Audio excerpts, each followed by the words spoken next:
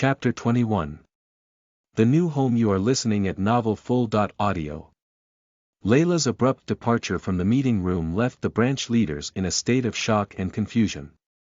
Without uttering a single word, she swiftly made her way to her waiting car, where a driver was ready to take her to the location where her son resided.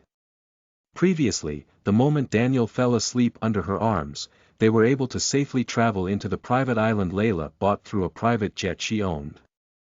After a smooth and comfortable flight, they landed on the private island. As they stepped onto the sandy shores, a feeling of tranquility washed over them. The island's natural beauty was breathtaking, with lush vegetation, pristine beaches, and clear turquoise waters stretching as far as the eye could see. "I kinda missed this place. Now that I have taken a good look, I just realized how extraordinary and gorgeous this place is," Daniel commented as he took his time gazing around an exclusive villa, which is their home, a secluded haven nestled amidst the island's tropical paradise. "I'm glad you like it, sweetie. From now on, this would be our place and our home." Layla came from behind and hugged him. "Yeah, this is our home." He gazed at the horizon over the sea with expectations of the future and himself. Nevertheless, minutes later, they strolled along the beach, feeling the soft sand beneath their feet and the gentle touch of the ocean breeze. They explored the island's hidden gems, discovering hidden coves and engaging in water activities that brought them joy and laughter. She cherished every moment as they spent time together, nurturing their bond and creating memories that would last a lifetime. This is an island where that's free from the binding of the government and where no military could track down its location.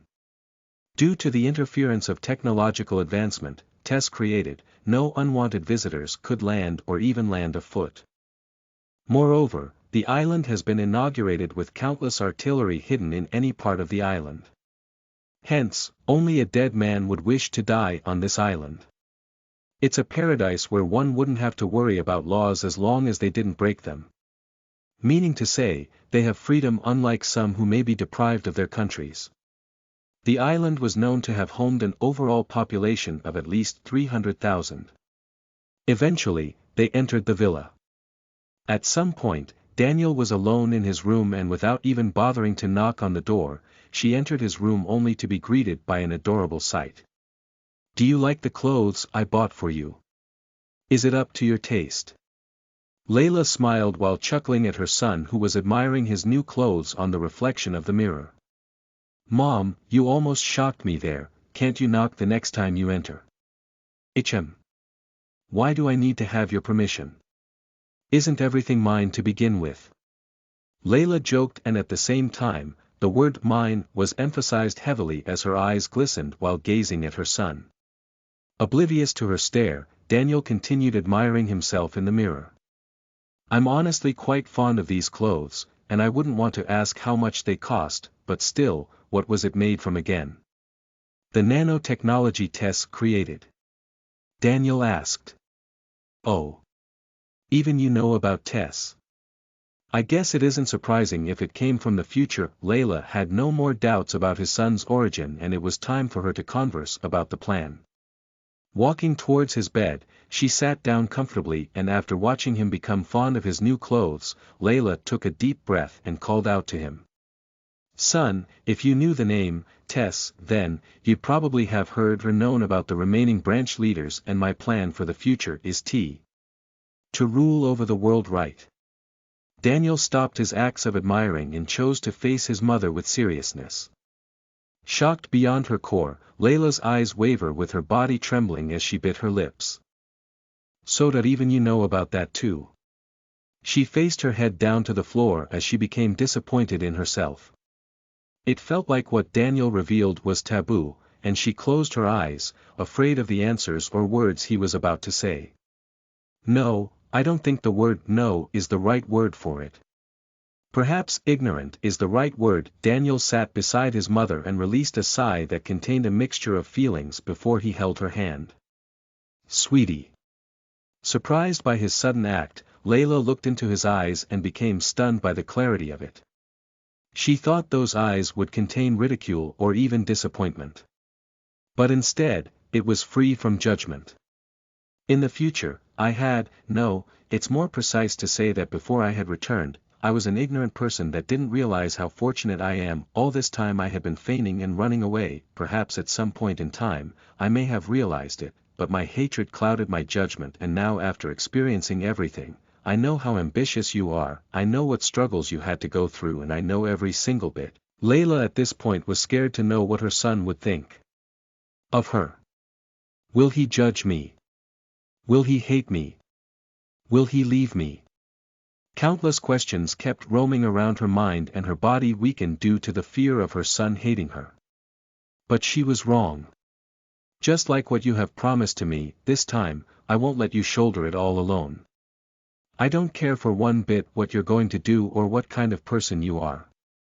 The only thing that matters is that I love you and I'll be there by your side. Daniel revealed his feelings, and Layla felt an electrifying kind of happiness flowing through her veins. But are you disappointed in me? It even makes sense for someone's mother to want to rule over the world. Don't you have any questions about why I have these ambitions? Paranoid about her son's thoughts, she clenched her hand together with his hand. Disappointed? Nope, I don't even have any shred of disappointment towards you. From the past, I didn't try to understand, and when everything was too late, only then did I realize how much you mean to me, he passionately explained, and Layla smiled in warmth. But his talk no jutsu has yet to end. I won't stop my mother from reaching her goals, and if she needs help, I would support her in every way that I could. Without any warning or word, Daniel sent down a kiss on her forehead. A kiss where it contains only love for his mother, nothing more and nothing less. And it's a warm kiss that he has completed, pacifying their relationship wholeheartedly. However, his act of kindness became nutrients for the seeds within her heart that she locked it to be broken, and now, it's growing, and no one knows what results would it bring, not even you or I. Well, I don't mind about the ambitions of taking the world. I see this as an opportunity to bring balance into the chaos that'll happen in the future, and it's a chance for the organizations to fish in some potential people that one day will be the backbone of humanity against the monsters in the future. For now, I want to take some fresh air, and I'll give a list of these said potential people in the future. Without minding her blank reaction, he left the room. Minutes after he left, Layla finally regained back her state, and she touches the spot where Daniel planted a kiss on her forehead. He kissed my forehead. She smiled widely. However, it wasn't a pure smile. It's a kind of smile that sent shivers down your spine, and her violet eyes had shades of unknown shapes. Chapter 22. Continents of Modern Fantasia. You are listening at NovelFull.audio. As Daniel walked outside, he once again found himself captivated by the breathtaking view and the bustling activity of the island. Despite having lived here for several years before, he couldn't help but be entranced by the vibrant surroundings. Even though I've stayed here for years before, I still can't help but be memorized by the view and wonder how on earth Mom was able to gather this much. He pondered how his mother had managed to gather such vast resources to create this thriving community. Daniel's attention was drawn to the nearby dorms, specifically designated for recruits and the military side of the organization. It was here that both newcomers and seasoned veterans underwent training to prepare themselves for their roles within the organization. The sight of these dorms served as a constant reminder of the military power that Layla possesses. On the other end, Daniel's gaze landed upon buildings with peculiar shapes adorning their tops. These structures proudly displayed the name, Technology Revolutionary, signifying its association with Tess, the owner of the company. Within these buildings, Tessa's team worked tirelessly to invent and create revolutionary items. They harnessed the collective power of their team and the dedicated manpower available to push the boundaries of technology and innovation. Amidst the hustle and bustle of the island, Daniel felt a deep sense of admiration towards his mother. He wondered how she had been able to gather the necessary resources and create an environment that fostered such remarkable growth and progress. Nevertheless, the residents of the island, despite the presence of numerous buildings and departments, were able to express their happiness and pride in embracing the Bell organization. Coming from diverse backgrounds, the community found happiness and refuge on the island, bonded by their devotion to Bell's organization. They shared their stories, supported each other, and left their past troubles behind, experiencing renewed hope and unity. The island symbolized transformation and a brighter future together. Surrounded by the bustling stores, Daniel found himself drawn to the enticing aroma of food being cooked, barbecued, and prepared. The mouth-watering scents wafted through the air, tickling his nose and igniting his appetite. The various cuisines and dishes being offered were hard to resist, and Daniel was more than willing to spend some money to indulge in the culinary delights. The vendors and chefs put their best efforts into attracting customers, enticing them with their flavorful creations. The colorful displays of freshly prepared meals and the aroma of spices filled the air, creating an inviting and irresistible atmosphere. Daniel's senses were captivated by the array of options available to him. From savory grilled meats to delectable desserts, the tantalizing aromas enveloped him, stirring his curiosity and sparking a desire to taste the culinary offerings. The sizzling and crackling sounds of food being cooked added to the sensory experience, heightening his anticipation.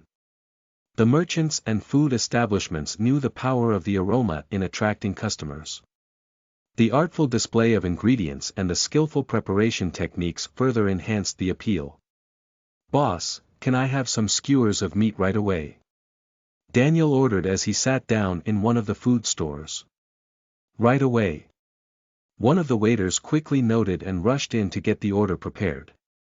Not even 10 minutes later, skewers of meat were brought to his table, and without further ado, he began eating those skewers and was reminded how extremely delicious the food served on this island was. "Now that I have obtained the special class I have always wanted. I think it's time for me to continue my next goal." However, I would need to wait a year later before the first main quest starts. When Modern Fantasia was introduced, there weren't any main quests that many could take, whether it was within the tutorial or outside, because those grand events would only happen a year later. It doesn't have any relation with the tutorial, but many suspected the first year of the tutorial is like a safety barrier before events happened. Well, for now, visiting other continents and hidden realms are beyond my scope unless death was what I'm seeking for. Though all of the continents have created an alliance through peace of treaty, that was only to stop from lives being lost unnecessarily. The Elves continent is hostile towards the human and demon continent, and there's a deep hatred between human and demon continent. The only continents that were sociable were between demi-human and Elves continent, demi-human and human continent. By using this format, the human continent were able to conduct their business from elves through the variable of demi-human, and the continent that benefits from this greatly is without doubt the demi-human. So it's not wrong to claim demi-human being the most powerful nation. Speaking of continent prowess, the last would be human followed by demon, and second would be the elf, and the first has been said. Unlike what I thought, demi-human aren't what is depicted in the stories or novels in this world. They aren't about brute force with a lack of intelligence. In fact, their current technology is on par with the human continent with their technology and the traits of animals their bloodline is based on. They were an incredible force to reckon with. It'll take at least 5 groups of humans to deal with one demi-humans, and don't get me to talk about how they invented suits that enhanced their traits tremendously, allowing them to tap into their potential. Ugh, I wouldn't want to recall those times I encountered them. What did they call it again? Beast form. They were indeed terrifying foes to mess with. On the other hand, elves are a species that prefer not to reveal themselves much from the world. They were similar to the hidden realms and land, but the difference is elves prefer to be isolated while these realms are literally cut from the world itself. But out of them all, the most dangerous and vicious continent is a demon. I honestly have not much info about them aside from 7 deadly sins ruled by their empress, who is terrifying for. Moreover, thinking about the demon continent, there's something that I want to obtain, but I'll need some preparation, especially that class. A few hours later, Daniel eventually finished his meal, and he left the shop to wander around the island as though recalling some memories he had about the future. There were familiar faces he encountered, but he believed it wasn't the time yet to make contact with them. It might hurt his heart to think of recognizing someone where he or she doesn't, but there were more important plans he wanted to achieve. It'll be better till the time comes. After all, I only got to know about them 10 years after monsters appeared, and it's a time when I gradually became attached to the branch leaders. A hint of nostalgic expression could be seen as memories from those times began resurfacing, and he crooked up a soft smile while walking without knowing his destination. I guess it's time for me to continue my goals. Daniel walked to a dark alley before disappearing into the essence of light. Conversely, Layla received a message from one of the surveillance groups. He has logged into the modern Fantasia just like you have expected. Who would be your order leader? We have obtained some incredibly useful items specialized for assassin class in tracking down anyone. Would you like us to watch over him in that reality? Chapter 23. Entering Modern Fantasia. You are listening at NovelFull.audio. Reading the message, Layla contemplated her reply before sending. No, you don't have to. Afterwards, she headed towards the meeting room, which she left prematurely, and as soon as she entered, each of the branch members was preparing themselves. Are you guys ready? I know I left the meeting without completing any plans, but our top priority is to enter this world, and let's go find out if it's amazing as they said. She smirked and said as though she looked down on those who entered with childish thoughts. Layla held a strong belief that modern Fantasia presented a unique opportunity to bypass years of effort and potentially exceed her initial expectations. She saw it as a chance to achieve her dreams in a way that could surpass her wildest imagination.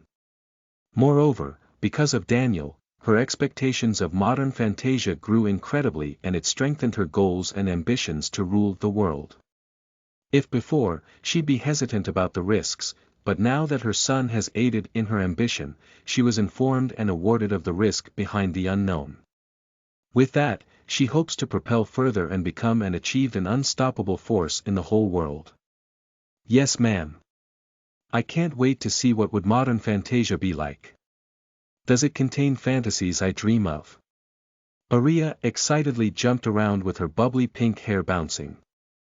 I think you should hold your horses, Aria. Maybe it's not like what you thought of, but if I can obtain powers that could enhance my muscles, I guess it'd be worth it to explore the unknown. Lai buffed his muscles up as though showing his preparation.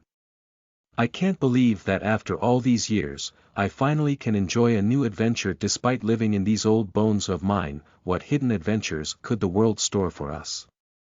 Just thinking about it boiled blood which I thought to no longer be active. Old Jack laughed with his eyes determined and clear of his goals.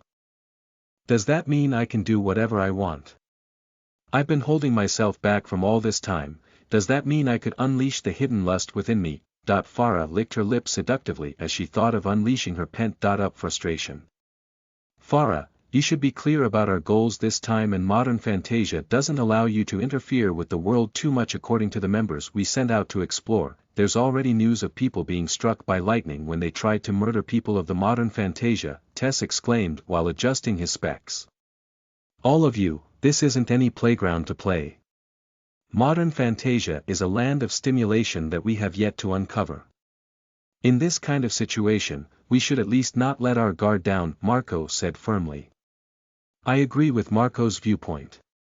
While we possess information government to have yet to uncover, there's without a doubt, modern Fantasia could seep into our life without our being aware. After all, it's a place where the impossible exists. With that, I ask of you to be vigilant before we meet up, Layla exclaimed, which gathered their attention.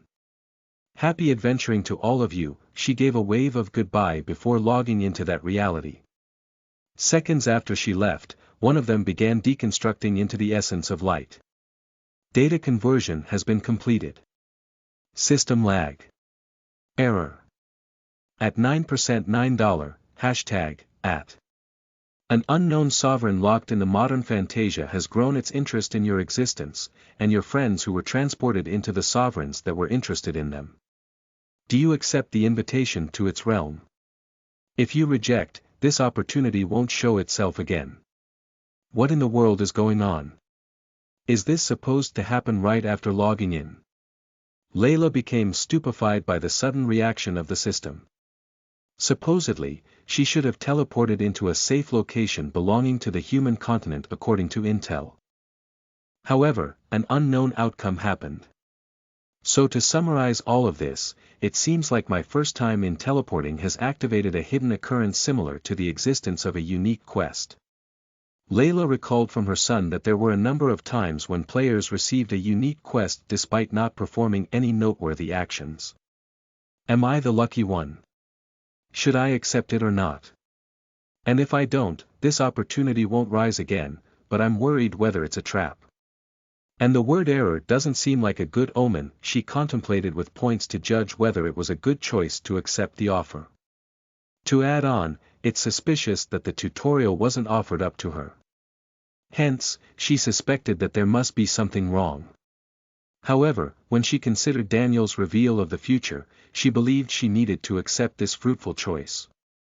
Moreover, sovereign sounds like a title belonging to a person who holds tremendous authority and power. Otherwise, how could it interrupt the setting of the system and be preserved by the divine being is what she thought.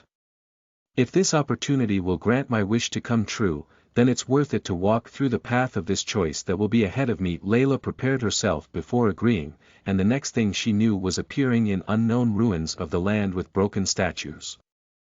At first, she was stunned by the view, but seconds later, she eventually accepted the thought of mysteries filled within the reality of modern Fantasia. Statues. This place doesn't seem like where lives exist. Layla was captivated by the view as she explored the land, discovering what appeared to be the remnants of a palace. The surroundings were filled with scattered debris of crumbling walls and floors, revealing the passage of time and the once grand structure that stood there. As she ventured deeper into the area, Layla's attention was caught by the presence of statues. These intricate and weathered sculptures stood as silent witnesses to the history of the palace. The artistry and craftsmanship of the statues were evident, despite the wear and tear they had endured over the years. Unable to resist their allure, Layla paused in her tracks, drawn to these magnificent works of art. Each statue seemed to tell a story, a glimpse into the past and the people who once inhabited this place. She found herself entranced by their details, admiring the skill and creativity that had gone into their creation. "This is beautiful," she commented. Layla took her time, allowing herself to absorb the beauty and significance of the statues. She marveled at the expressions on their faces, the intricate carvings, and the emotions conveyed through the stone. It was as if time stood still at that moment, with the statues evoking a sense of reverence and connection to the history of the palace. As she continued her exploration, Layla carried the memory of those statues with her, cherishing the profound impact they had on her. At some point, Layla's eyes were drawn and fixated on a particular statue amidst the ruins, a poignant carving depicting a mother cradling a newborn child, gently wrapped in a cloth. The statue's age remained unknown, as it had stood there for an indeterminate period of time. Despite the wear and tear inflicted by the passage of years, its true essence and allure had not been diminished. The weathered state of the statue had caused its physical beauty to fade, yet its profound meaning and captivating charm endured. The carving symbolizes the timeless bond between a mother and her child, proof of the universal love and nurturing that transcends the limitations of time and physical deterioration. Layla couldn't help but feel the emotional power emanating from the statue. It spoke to her on a deeper level, resonating with her own experiences and understanding of the profound connection between a parent and their child. Why do I feel sadness from this artwork? Why does my heart beat faster the more I stare at it? Most importantly, why do I feel a sense of familiarity with this artwork? Layla sensed a strange emotion rising inside of her, and to satisfy this curiosity she leaned closer towards the statue and touched the statue and felt the coldness of the stone transmitting through her hand. However, in that instant, she heard an anguished voice of a message being played inside her mind. I live for my child, and I gave everything to him. I raised him up and loved him. I live a fulfilling life, and so did he. But why was his life taken by error at R? Layla heard a voice within her mind that sounded sorrowful, and though she didn't know what happened, she could guess that the mother of the voice lost her child. And it's a pain she's familiar with but never to experience again. Chapter 24. Layla Encounter. You are listening at NovelFull.audio. Oh human from Earth, do you like the statue you're seeing? Suddenly, a feminine mature voice echoed from the hollow hallway of the palace. Sounds of footsteps could be heard, and when it got closer, it stopped. Alarmed by the sudden intrusion, Layla turned her body swiftly with the thought of preparing herself against a foe she had no idea of. However, her eyes widened as she took in the sight of the woman standing before her. The woman bore a striking resemblance to the statue she had been admiring moments ago, holding a child in her arms. "Who are you?" Layla questioned, her gaze scanning the woman's appearance for any clues. The woman's age was unknown, but her size and proportion were bigger than Layla's. But what makes her appearance strange is her outfit. She wore clothes that were a mix of white and black, with a visible veil covering her head. Nevertheless, any man would have their nose bleed if they witnessed how tight and revealing these clothes were. The woman spoke with a sense of longing and yearning, her voice filled with sadness. "Who am I? Well, who knows? It's been a long time, to the point where I've forgotten my own name, but even time itself couldn't stop my memories from fading. The voice in my head. Did it belong to you?" Instead of maintaining silence, Layla preferred to dig out as much information as she could. Moreover, she couldn't act like she did on Earth since, after all, the mystery of modern Fantasia is a threat to her. Hence, she's like a powerless chick roaming around the streets of Sharks. The woman's eyes filled with loss and despair as she stared at the statue. "Yes, those voices certainly belong to me. The yearning for my child, though it's different from your experience, I still think I could somehow relate to that kind of feeling where it torments and tortures you forever. The memories of your loved ones crying for your name were deeply buried into your mind, and I couldn't sleep at night because of that." Layla looked up at the sky, memories of Daniel flooding her thoughts. She realized how fortunate she was that Daniel had given her a chance, and she resolved to change for the better, solely for him. Her words and thoughts caught the interest of the woman, and it triggered something unexpectedly. "Yes, the words you said are definitely accurate. I guess you didn't catch my interest for no reason at all. I would prefer to spend the whole day conversing with you, but I don't have much time in maintaining this realm, especially breaking the rules. But this wouldn't be our last encounter, Layla Bell. In the meantime, before our next encounter, I'll give you this as a favor, and if you can pass this first trial, then you will be worthy enough to undergo the next trial." Before Layla could question the woman's decision, the surroundings began showing cracks from the inner void. And eventually, she was brought back into modern Fantasia without any problems. "Error has been solved. You have teleported into the safe zone in the human continent in the city of Gaz. You have triggered an unique hidden quest, regret of fulfillment. Trial of monsters." There were too many factors going on for Layla to be absorbed. Firstly, she encountered a woman perhaps known as a sovereign, and before she could even excavate any info, she returned to the original state. This is a little bit weird and sudden of an outcome. There are too many questions I have in my mind, especially the fact that a sovereign became interested in me in the first place. What's a sovereign? With missing key information, Layla reluctantly gave up on trying to solve the mystery the woman held and instead chose to move forward rather than being chained down by something she had yet to understand. "Do you wish to accept the tutorial?" Yes. Moments after accepting the tutorial, for some reason, she witnesses a visible arrow pointing towards a building. No doubt this is an effect she has been warned about. Hence, she followed without any questions. At the same time, as she walked towards the destination of the location, she immersed herself in this world. The buildings around her were magnificently built by a combination of great architecture and unparalleled technology. It raises the question of whether humanity could replicate this kind of technology. Being told about the truth of this world and the incoming apocalypse, Layla believed that using every card obtained from this world was the best choice.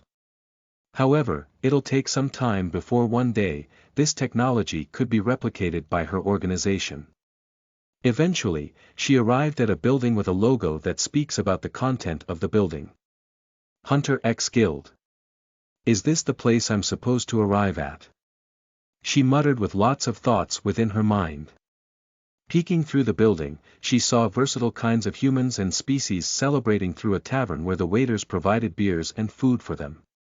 Is this the place I'm supposed to be at? It appears to be a rowdy bunch. Nevertheless, what made her keen on entering the guild was how she widened her eyes the moment the floating title of Earth Player could be seen by some of the people. Ring. As soon as she entered, the guild activated its sound accommodating system to warn the person in charge of a welcome. Oh. Another visitor from Earth. Welcome, player from Earth, and you might be curious why you were guided to this guild, but would you mind spare some time of your own to accompany this old me for a while? Suddenly, an old man smoking a cigar happily welcomes Layla with warm intentions. Quest has been given. Tutorial Chapter 1 Part 1. Accompany access for some time to hear details and explanations about mechanisms of the world and system. Reward. Plus 10 EXP, plus 10 copper coin, plus 1 beginner rank necklace.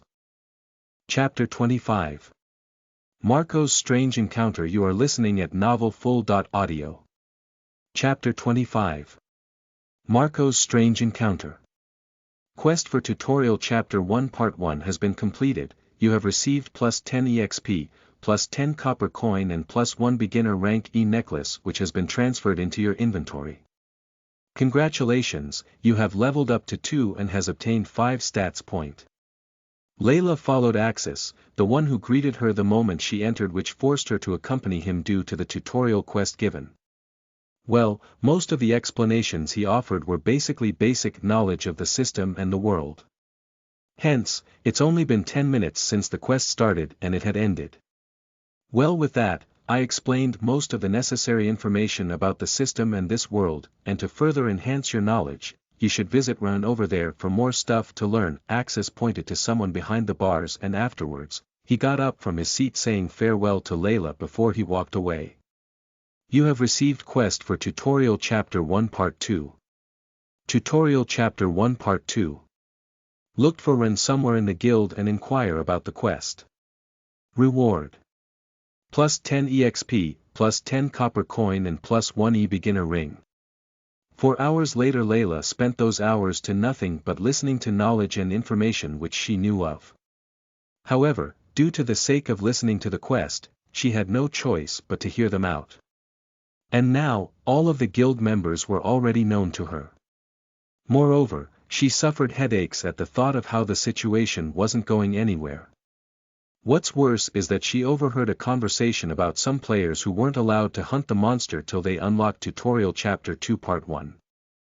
And to her horror, she's still at Chapter 1 Part 10 and it seems like she won't be unlocking Chapter 2 at any moment.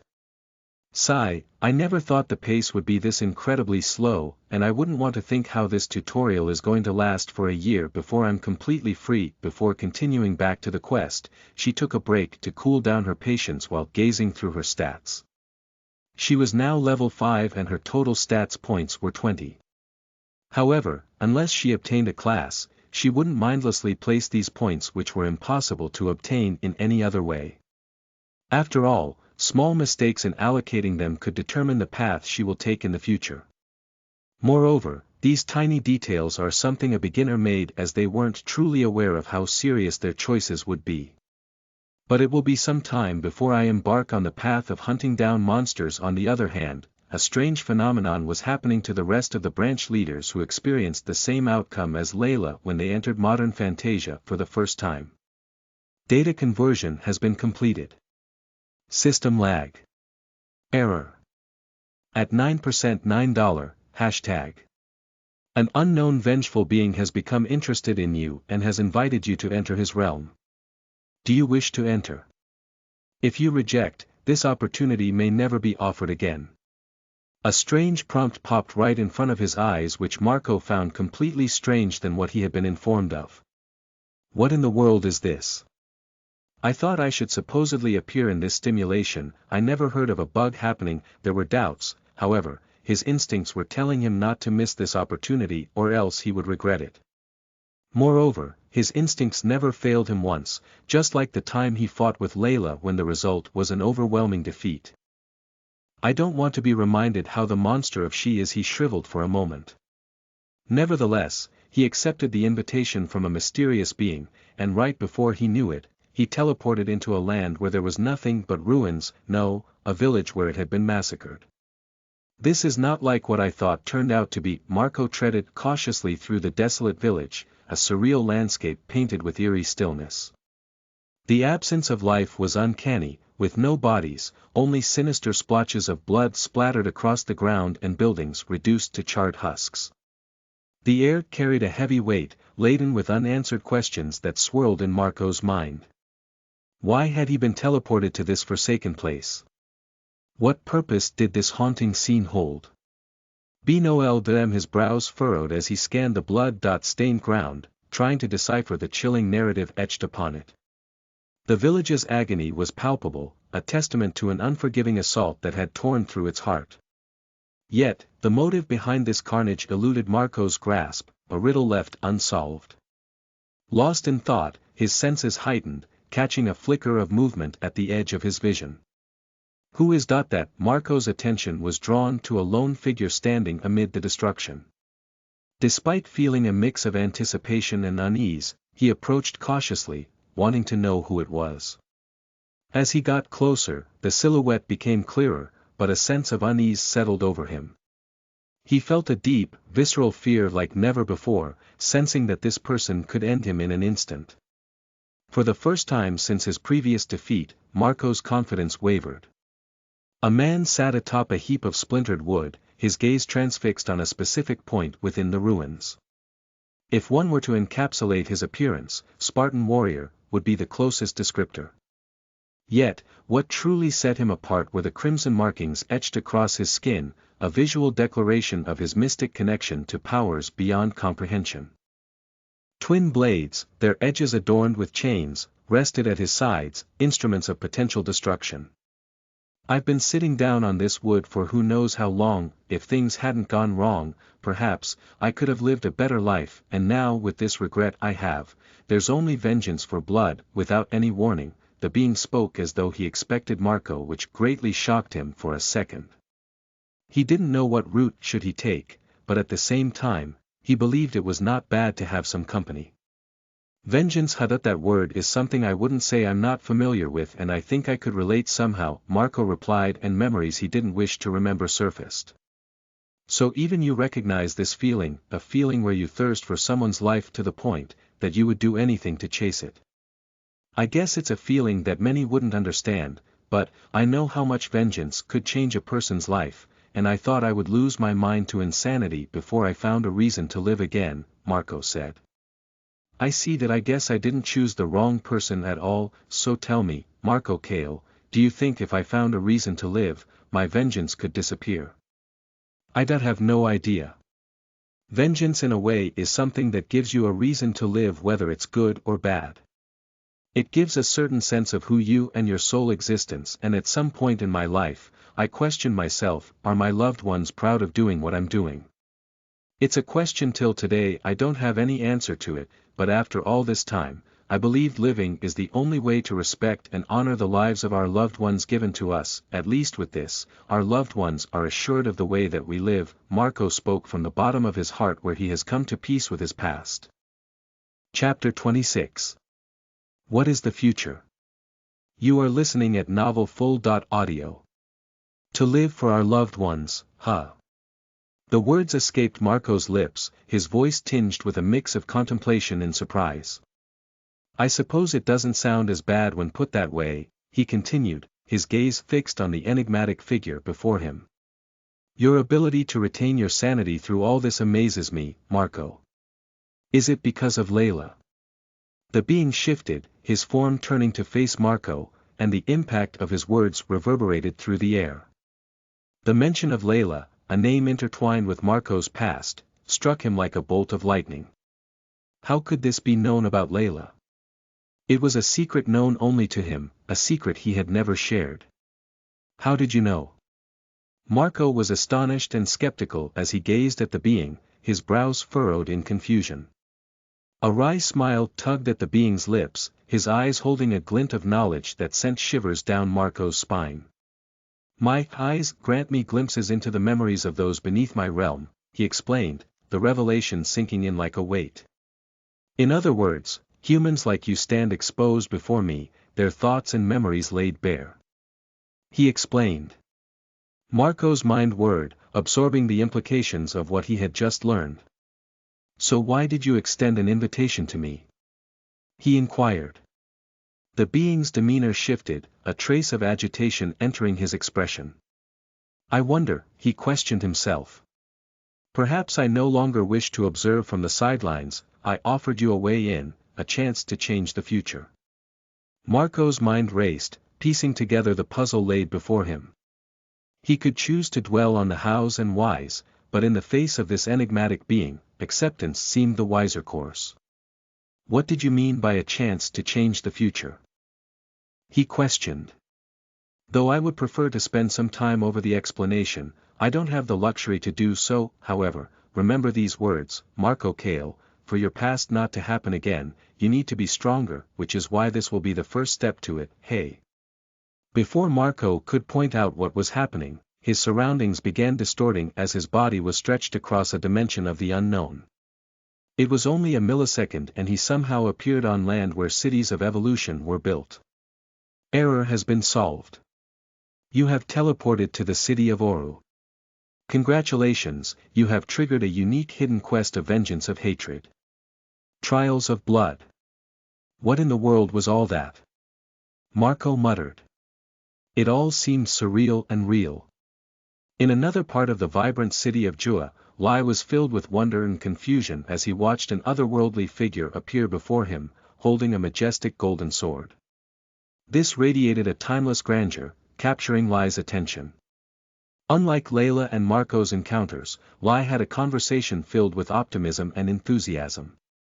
They talked about their dreams and aspirations, leaving Lai feeling inspired and determined. The encounter ended as mysteriously as it began, leaving Lai deep in thought about the meaningful conversation he had with the grand being. It was then that something remarkable occurred, a notification, a hidden quest unveiled to him. Congratulations, you have received a unique hidden quest path of transcendence. Sword Master. The rest of the branch leaders received quests that were beyond their dreams, and it's something they are aware of how extraordinary the encounters they gained. Though questions may arise, it's better to accept them than make a fuss about something to which they have no idea of its existence and mechanics. Whether or not this may be a good or bad omen will be up to them. However, receiving a quest directly from unknown beings right at the start definitely raised some suspicion. In a land filled with a nest of monsters, Daniel could be seen hunting down monsters by using the abilities of light. The human continent is ruled by Jason Hugh, the first hero king. However, since the land was beyond his management, there were rankings beneath him. While the existence of ministers existed to aid the king, the 5 perpetual rulers organized the human continent, which was split into 5 different districts, mainly, north, east, south, west, and finally the main district where the king lived. However, while the fact that all of these districts are dictated by the same king, their social traditions and customs are hugely diverse compared to one another, which perhaps would be explored. Nevertheless, despite the banding of the power of humans and their technologies, they still couldn't at least remove every existence of monsters lurking around the whole continent. And it's not uncommon to hear once a month of a city or remote village being raided by hordes of monsters. But, what's surprisingly sad is despite the cries from the slums, the media of this world chose and favored those with money and fame. Meaning to say, only those developed cities that were raided by monsters received help and support from the community rather than those who truly need it. With these tense situations, it feels like there's a storm brewing. A kind of storm where nothing could stand in its way of destruction. While monsters exist within the chambers of dungeon and towers, some monsters live outside where their potential to evolve is much higher compared to that inside. This is why earlier on Daniel mentioned that the monsters living beyond its compartments, like those dungeons and towers, had their prowess entirely different. It's like a wild cat battling against a domestic cat where the result is obvious. But why would Daniel hunt monsters in the lands where humans never dared to enter? Across the continent exists lands ruled by monsters, and they were called the Danger Zone. It's a zone where unpredictable monsters live, but at the same time, their rewards are enough to make changes in a person's life. But why would Daniel spend his time hunting down monsters rather than trying to acquire those unique quests, special classes or hidden Easter eggs of abilities? The answer is simply how some of the unique quests he aimed for could only be obtained when the gears started to shift. On the other hand, the Easter eggs of abilities similar to those of forbidden fruits could either only be gained through the shift of gears in the future or how all of them are located beyond the continents. And to venture on the other continents without any preparations is literally asking for the quickest way to die. Never forget that the human continents are the weakest, and it's not a lie for those players also. At the same time, the powers and classes Daniel obtained are still not enough to guarantee his survival beyond the continents. Chapter 27. I Need More Power. You are listening at NovelFull.audio. I know that for sure my stats surpassed most of the hunters from Earth, but this isn't enough. Even though it can be said that Daniel was the strongest person to ever live with his forbidden fruit powers and he could wreak havoc across Earth, it wasn't still enough. This isn't enough to prevent the tragedy that will happen on Earth. He was hungry for more power and he wouldn't stop any chances from attaining more. He was even prepared to steal those powers that were obtained by the other players, and he won't hesitate to do so. I need more if I want to kill those bastards. His bloodlust towards his enemies was incomparably strong, and it was also the fuel that ignited his urge to grab the ultimate power. Without those powers, history would repeat once again. Memories from the events of the future replayed inside his mind. He could clearly recollect the voices of people crying as buildings were shattered by colossal monsters. He could remember the fear of monsters ripping apart lands with no effort at all. At that point, humans were like cannon fodder as their bodies were stomped, crushed, or even torn apart by the monsters that took joy in it. But the memories that overlay his fear and despair were the sacrifice of his mother and loved ones, to the point he made an oath to stop the tragedy. I know I've still got years before the apocalypse starts to click, and it's only been day 2, but I can't help but be impatient where an event like that is enough to question whether could I have the power to at least stop it. Doubts began rising from his chest because the words he thought contained the truth of reality. After all, even at that point, the human's strongest defenders, the Apocalypse Knights, were having a tough time dealing with the monsters of the apocalypse. To add salt to the wounds, those strongest defenders were even stronger than Daniel at that point. And he watched how Earth's mightiest heroes fell, and it happened right in front of his eyes. What's the point of thinking negatively? If I kept these pesky thoughts ruining my beliefs, then how could I know the truth?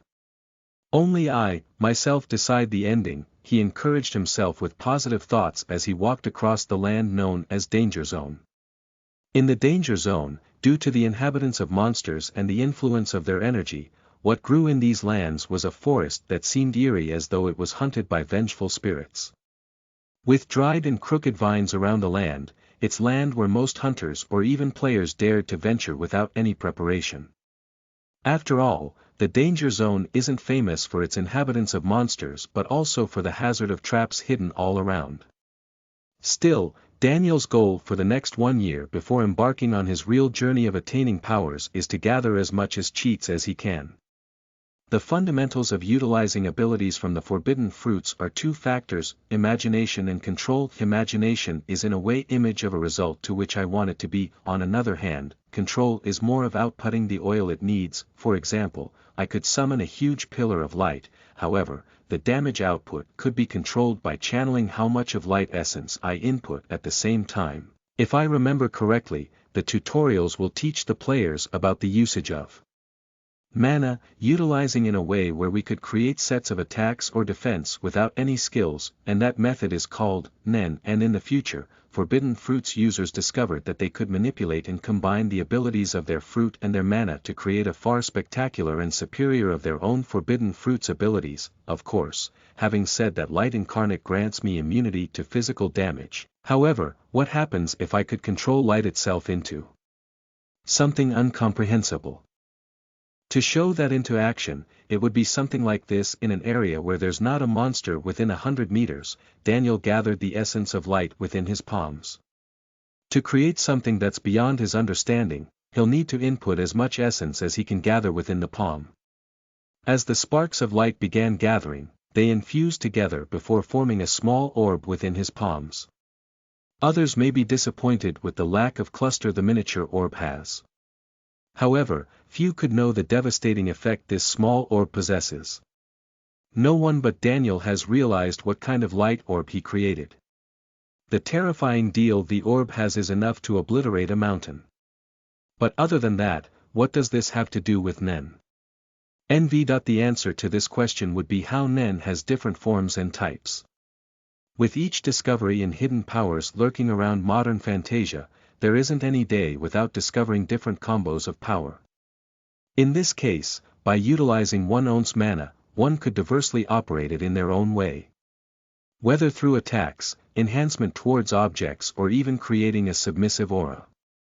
So, the answer to the question is that Daniel in a way amplified the miniature orb by using Nen.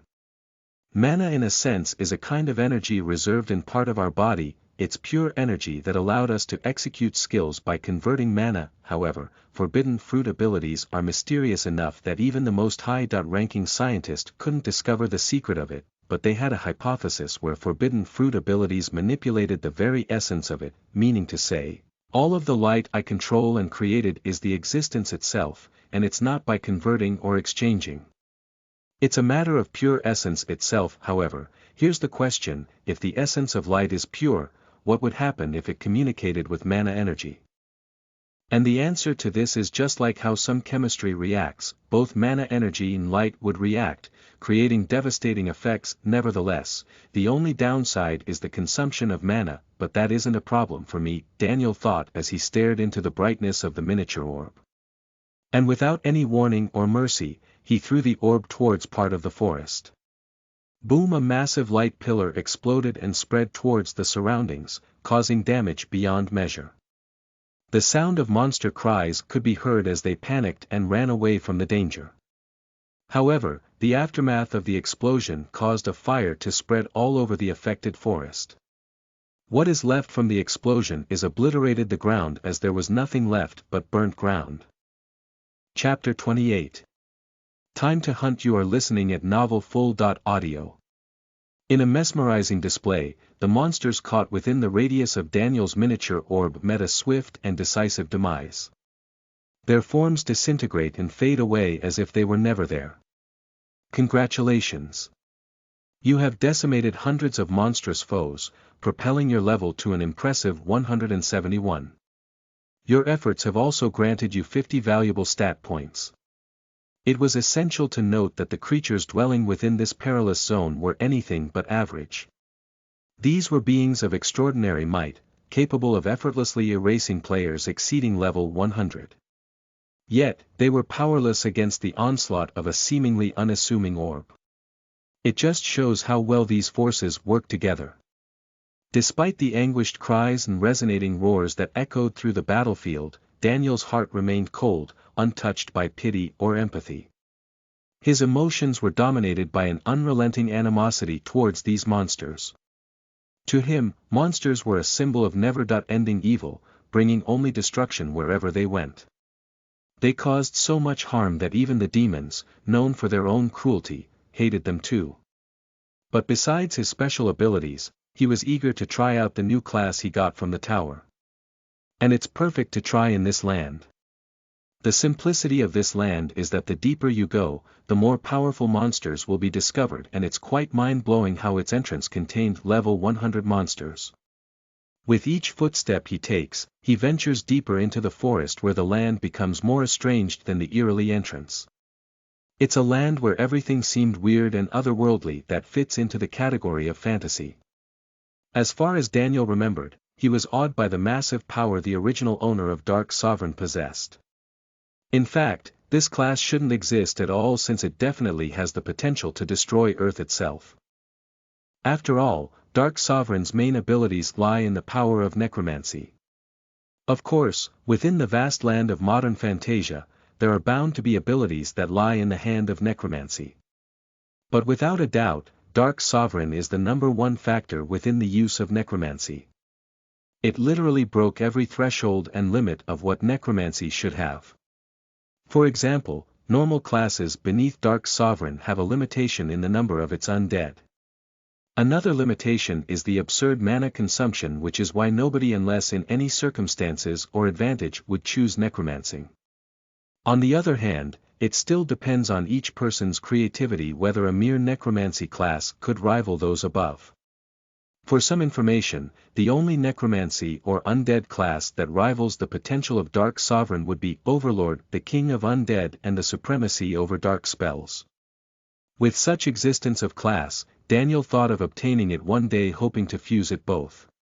However, this idea can't be brought to reality since even he doesn't have any clue about its location. But what he did know was the identity of the owner. In the meantime, I won't search for him yet since it'll be 3 years later when he is found, but for now, I'll focus on mastering the abilities of my class and bringing them forward to the second advancement stage. Now, what makes Dark Sovereign terrifying is the ability to bring the dead into a fragment of shadow.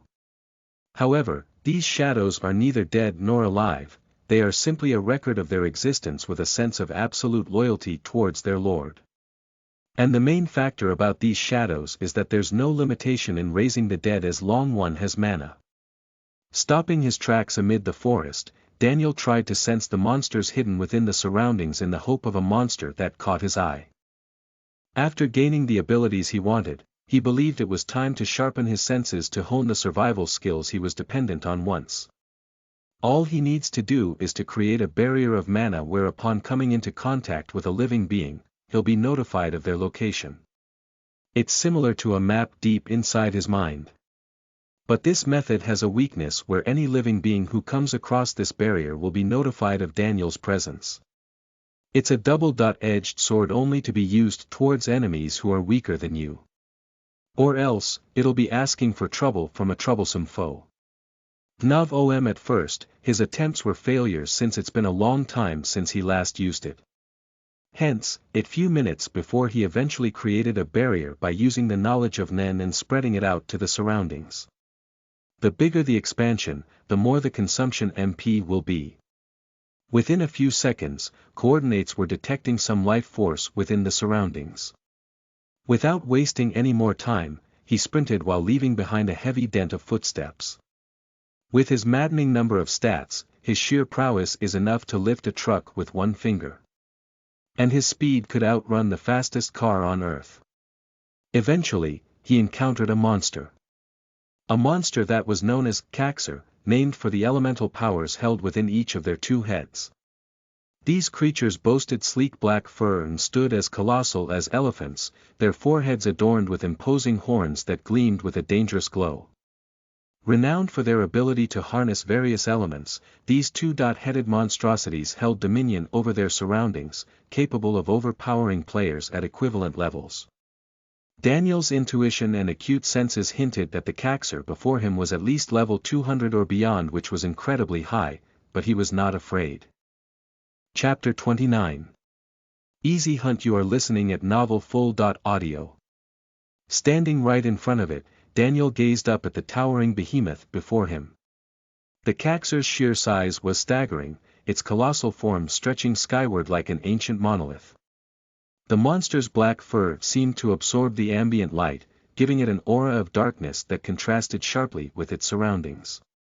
But what truly caught Daniel's attention was the realization that despite its imposing stature, the Caxer was not the pinnacle of monster strength.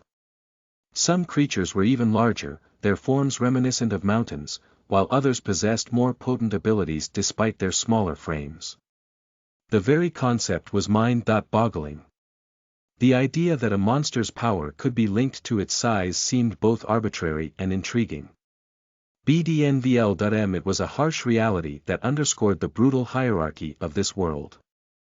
As Daniel pondered this, he couldn't help but empathize with those who had come before him, facing these titanic entities with their lives hanging in the balance. In a world where giants roamed, it was a wonder that anyone dared to venture beyond their sanctuaries. The thought of being crushed underfoot by a creature of such immense proportions was enough to send shivers down anyone's spine. Daniel couldn't help but imagine the terror that would grip a person as they faced the thunderous footsteps of a gargantuan monster. However, he understood that not all monsters adhered to this size-based hierarchy. Some defied expectations, their power transcending their physical dimensions. As he observed the dual-headed Kaxar, he marveled at the intricate patterns of its fur, the sharpness of its horns, and the intense determination in its eyes. The air crackled with tension as the Kaxar prepared to unleash its elemental onslaught. Fire and water, two opposing forces, converged within its twin heads, ready to be unleashed upon its adversary. Boom! With an explosion of elemental fury, the Kaxar launched its attack. A blazing torrent of fire roared forth, entwined with a torrent of surging water. The two elements twisted and danced in a deadly waltz, hurtling toward Daniel with undeniable force. He watched as the maelstrom of fire and water converged, each element vying for dominance in a clash of cataclysmic power. Another reason why monsters are feared by different races is their natural trait which all of them possess, and that is, chaos. The kind of chaos that consumes all lifeforms and brings destruction. Hence, Kaxar element's factors were affected by this trait, creating a purplish haze of fire that could melt anything in its way, and greenish water that corrodes all kinds of lifeforms. This is what makes them dangerous, because even forbidden fruit users can be affected by their chaos, since it even consumed and overwhelmed the pure abilities of the fruit. Thus, there's a chance that his body could be affected by chaos, and the only way to avoid this is by having strong resistance towards chaos. Of course, some may question the monsters that Daniel faced in Dungeon and Tower and how they never affected him at all. Well, the key word here is resistance. If humans have a way of overcoming the effect of chaos, then, of course, monsters do have an alternative way of making their chaos stronger. Which is by having a strong synergy, having a higher level. The lower their level, the weaker their chaos synergy will be. Seeing the incoming attack, his fingers crackled with energy as he summoned his own power to the forefront. Arcs of lightning crackled around him, forming a protective barrier that repelled the elements. The attack sizzled and evaporated against the electric shield, while the attack hissed and steamed upon contact. As the remnants of the Kaxar's attack dissipated, Daniel's eyes gleamed with determination. It was time to unleash his own power in response. With a flourish of his hand, he conjured brilliant beams of light that cut through the air like radiant spears. The beams homed in on the Kaxar, their intensity growing with each passing moment. The monster roared in defiance, its elemental defenses flaring to life. But it was no match for the blinding brilliance of Daniel's light. The beams pierced through the chaotic haze, striking the Kaxar with pinpoint accuracy. The creature howled in agony as the light seared its fur and scorched its skin. Yet, Daniel was far from finished. With a surge of energy, he summoned orbs of light, each one crackling with untamed power. He sent them hurtling toward the Kaxar, their collective brilliance illuminating the battlefield. The orbs impacted with explosive force, creating a dazzling display of light and sound that echoed through the air. The Kaxar staggered under the onslaught, its once mighty form now reeling from the combined assault of lightning and light. Daniel pressed his advantage, his movements were fluid and confident. He danced around the monster, his attacks relentless and unyielding. With a final surge of power, Daniel channeled his energy into a single, colossal orb of light. The orb blazed with intensity, its brilliance rivaling the sun itself. With a mighty throw, he launched the orb toward the Kaxar, its trajectory unerring. The impact was cataclysmic. The orb detonated upon contact, engulfing the Kaxar in a blinding explosion of light and energy. The shockwave reverberated through the air, shaking the very ground beneath them. When the light finally faded and the smoke cleared, the once imposing monster had been reduced to a smoldering heap of charred fur and scorched earth. Daniel stood amidst the aftermath, his chest heaving as he surveyed his handiwork. The battlefield showed how strong he was because he could change the landscape with his control over elements. He had toyed with the Kaxar, his control over lightning and light rendering the monster's efforts utterly futile. Chapter 30. First Shadow Soldier. You are listening at novelfull.audio. Caxer, a monster known for its elemental ability, was slain by Daniel and its body dropped to the ground with lifeless eyes. That was easy, and I guess it's time to try out the abilities of Dark Sovereign. Daniel smirked with his palm facing against the dead corpse, and seconds later, he muttered, "Shadow extraction," with expectation. But to his disappointment, it didn't work, but he never took it to heart and tried again only to fail with disappointment. At this point, he began to worry whether he'd missed the chance to recruit a powerful soldier into his collection. The shadow extraction only has a maximum of 3 attempts and its success rate depends on the rank and how long the corpse has been left since then. Moreover, even the dead have a chance of refusing to be a shadow, where depending on how powerful they were before, they might have a chance of canceling the extraction. However, his worries were futile. From the charred remnants of the monster, a thick, inky liquid began to seep out. It pooled and formed a shadowy figure that seemed to materialize out of the very essence of darkness itself. Daniel's eyes widened in astonishment as he beheld the being before him. The shadow stood with an aura of mystique, its form shrouded in an inky blackness that seemed to devour the light around it. Its eyes, a deep and mesmerizing crimson, glowed like embers in the dark. "You have recruited Caxer into your shadow army." The notification flashed in his mind, confirming that the shadowy entity now belonged to him. It was a revelation that left Daniel both awestruck and with a sense of achievement. He had never imagined that one day, the powers of the Dark Sovereign would be within his hands. "This is spectacular," Daniel murmured to himself, his voice tinged with excitement. The shadow's appearance was nothing short of mesmerizing. It was a manifestation of darkness that seemed to dance and weave with otherworldly elegance. He couldn't help but compare it to a work of art, a living embodiment of a shadow beauty. As the shadow approached, its movements were fluid and graceful. "This is a bit awkward," he admitted, a wry smile playing on his lips. "How am I supposed to behave when I have shadows bowing to me?"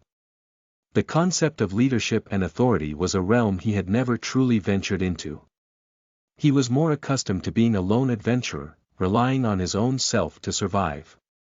The idea of having followers was far from his desires. However, despite his uncertainty, Daniel couldn't deny the loyalty that radiated from the shadow. It had willingly acknowledged him as its master, bowing before him in a display of subservience. It was a realization that made him realize that one day there would be thousands of shadow soldiers listening to his command. At such thoughts, he became even more eager to conquer more monsters, especially those apex predatory ones. As such, Daniel took a step forward, his gaze fixed on the shadow before him. "Well, I suppose I'll have to figure it out as we go along," he mused. "But for now, let's see what you're capable of." As if sensing his intention, the shadow inclined its form slightly, its crimson eyes gleaming with a mischievous glint. It was as if the shadow itself was eager to showcase its abilities, to demonstrate the power that lay within its ethereal form. With a deep breath, Daniel extended his hand toward the shadow, his fingers curling slightly as if beckoning it to approach. "Come," he said softly, his voice carrying a mixture of command and invitation. "Show me what you can do." The shadow responded with a subtle nod, its form rippling like liquid darkness as it flowed toward him. It seemed to meld seamlessly with his outstretched hand, the sensation both eerie and exhilarating. As the shadow merged with him, Daniel felt a surge of energy coursing through his veins, a newfound connection that bound them together. BL.net, so there's a connection between us. That's interesting. He nodded his head to his understanding, and after he was satisfied with the shadow soldier, he commanded it to return.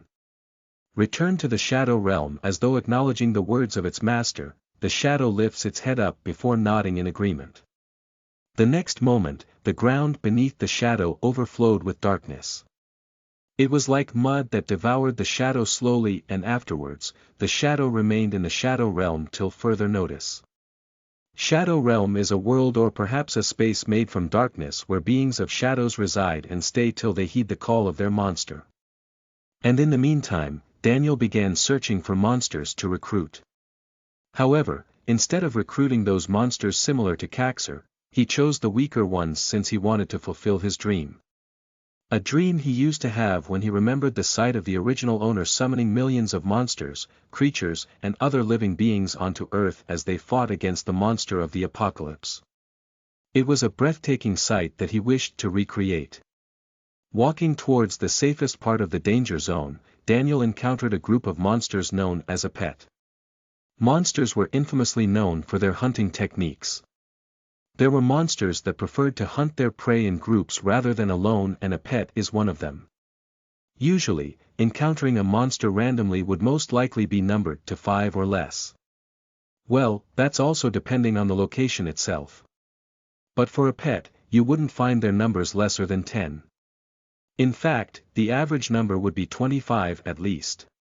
This is the fact that Apet possesses powerful skills that firstly allowed them to teleport their location to anywhere as long their blood was connected to their kin. A sibling could be from a different continent and one of them could still teleport towards its sibling. Secondly, their nails are naturally imbued with a paralysis poison that could stop a level 150 player's movements for 5 seconds.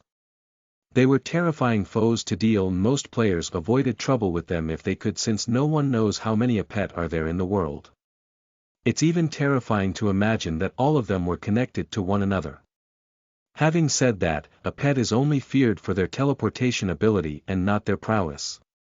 After all, they were only good in numbers and nothing else. In fact, as much as their teleportation sounds overpowered, it does possess a weakness. Think about it. If Apet has such a terrifying ability, wouldn't they be taken advantage of by the neighboring rulers of continents? Well, in the end, Apet teleportation only applies to themselves, and no matter how many living beings or objects were brought, the skill only allowed the user to teleport. Hence, they weren't useful, and if they indeed were, perhaps, modern Fantasia may have its own sense of crisis. The appearance of an Apet is similar to a rabbit but heinous and vicious, and Daniel could still recall the sight of them munching up players with their crooked teeth dyed with blood. And those monsters were right before his eyes and were numbered around 30. Upon noticing the presence of a human, the Apet eyes dilated as though discovering food to satiate their hunger, and they rushed without holding back. With 30 Apet chasing a single human, it might be overwhelming since their speed was no joke. And to add salt to the wound, each time one of their kids was ahead, they teleported by their side since all of them were in one race. Yet, on the other hand, Daniel watched this with amusement. However, learning his lesson a while back, he wouldn't underestimate any kind of monster. Moreover, he understands that the danger zone isn't a park for him to play, it's a kind of place where he's betting on his life for a better future. Hence, he didn't wish to keep the farce of prolonging a battle and choose to take a drastic measure, hoping to wipe every single one of them with one attack.